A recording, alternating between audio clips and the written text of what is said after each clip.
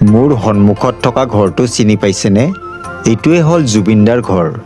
কিন্তু দুখৰ বিষয়, এতিয়া আৰু জুবিনদাই নিয়াৰ বাবে মাত মতা মানুহ খুব কমে। এতিয়া কেৱল ৰাজনীতি।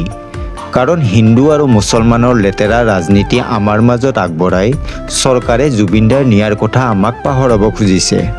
আৰু আমিও সেই নীলাজ। এই ৰাজনীতিৰ বলি আমি সঁচাকৈ হৈছোঁ। আৰু দুই এজনৰ বাহিৰে অসমৰ প্ৰায়ভাগ মানুহে জুবিনদাৰ নিয়াৰ কথা পাহৰিব ধৰিছে। কিন্তু আমি জানি লোৱা উচিত, জুবিনদা আমাৰ দৰে সাধাৰণ মানুহ নাছিল। তেখেত আছিল অসমৰ গৌৰৱ। আৰু সঁচাকৈ তেখেতে হিন্দু মুছলমান জাতিভেদ নকৰি মানুহ হিচাপে জন্মগ্ৰহণ কৰিছিল। আৰু সেইকাৰণে তেখেতক কণা, খুৰা, ৰিক্সা চালক, ঠেলা চালক সকলোৱে ভাল পাইছিল। শেষত এটা কথা কওঁ, এইবাৰ ভোট দিয়াতে সাৱধান, কাৰণ আমি জুবিনদাৰ ন্যায় এতিয়াও পোৱা নাই। তেনেহ'লে জাষ্টিছ ফৰ জুবিন গাৰ্গ।